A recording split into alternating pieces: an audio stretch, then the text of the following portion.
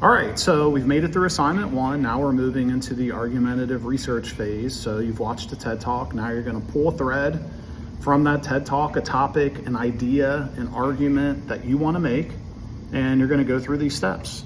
So if you look at the assignment, write the topic that you are exploring. That is the general heading. So Ruha Benjamin, obviously one of the major overarching concerns for her, technology.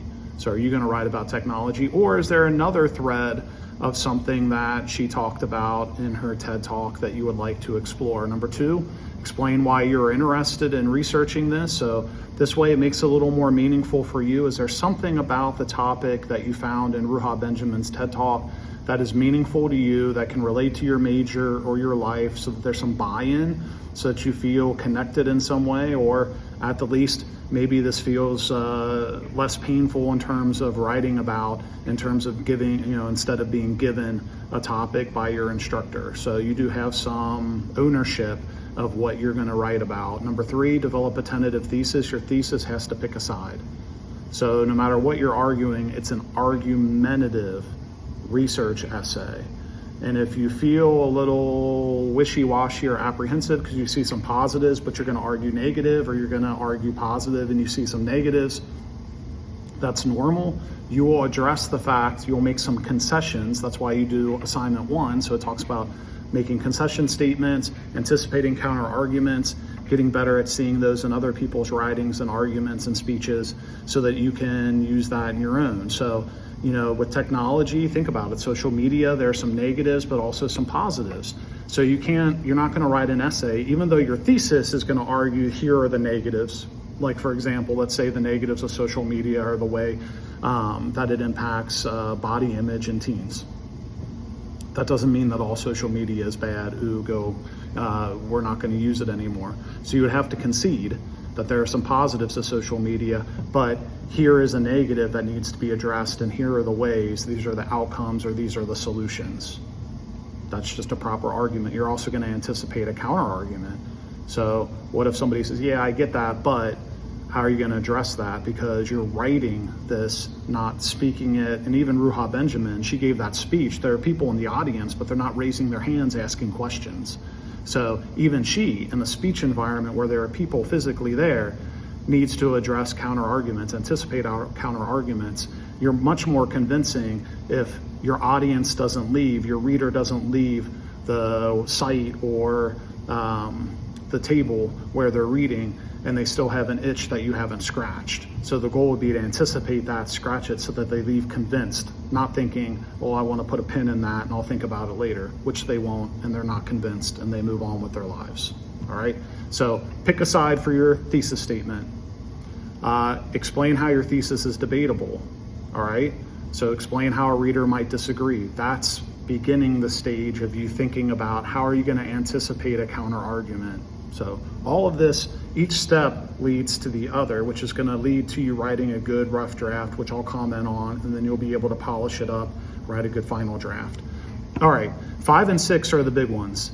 Scholarly source has to come from Cincinnati State's online library or an online library that's out there.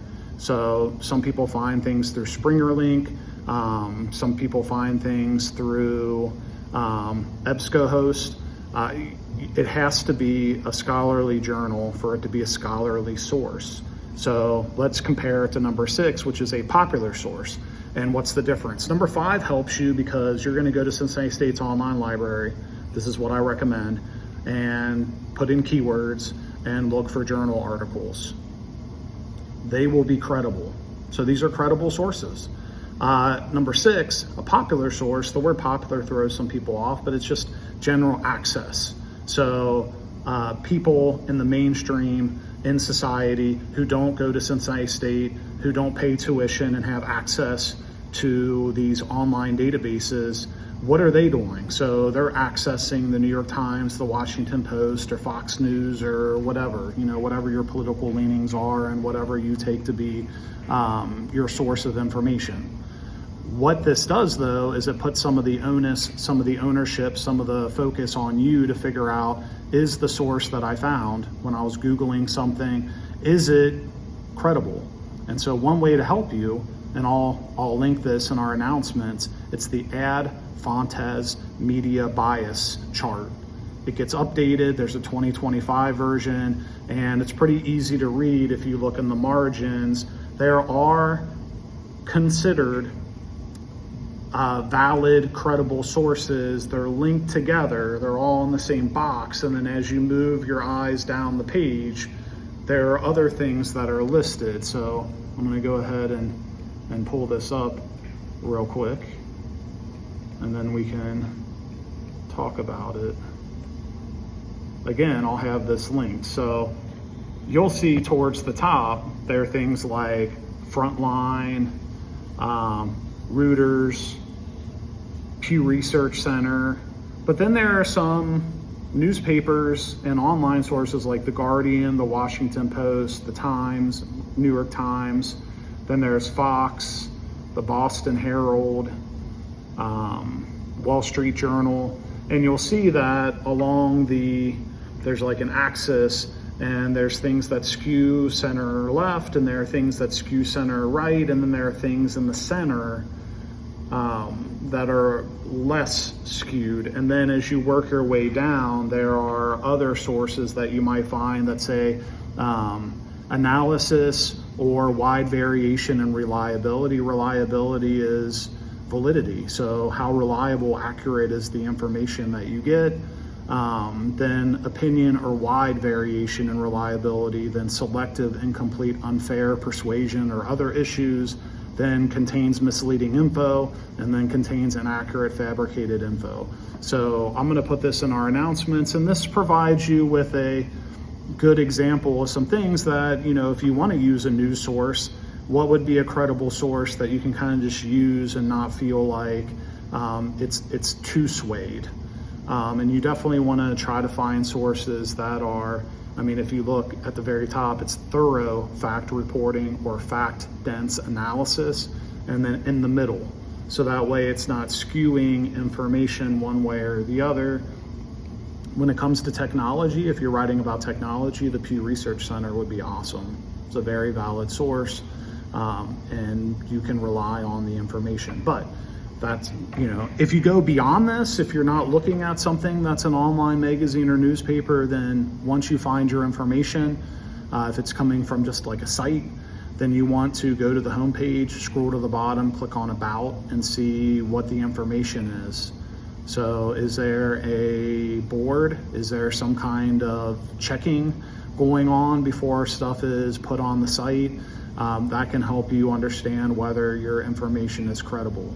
So for this assignment, you definitely want to make sure that your one scholarly source is an actual scholarly source. So use Cincinnati State's online library, or if you go online, there are ways to access other online libraries. Like I said, there's like PubMed Central, there's Springer Nature Link, things like that, that you can find access to if you're looking stuff up online. But I would recommend you use CState's online library. And then whatever you find online for your popular source, I would recommend using the Ad Fontes Media Bias chart. But if you find something that you think works and is perfect, make sure that you're looking at the About on the homepage to find out what do you know, what can you find out about, what's the back, like how do they vet their stories, do they review them before they get published, do they have a board, like is it credible? All right. So this is a preliminary step meant to help you before you write the draft, to make sure that there's credible research out there to back up your argument so that you don't waste your time. And you get feedback from me. So on your two sources, did you do the MLA 9 works cited information correctly for your source? Stuff like that. All right, and are you on the right track with your argument? That's it. If you have any questions or concerns, raise your hand by sending me an email, and I look forward to seeing what you come up with.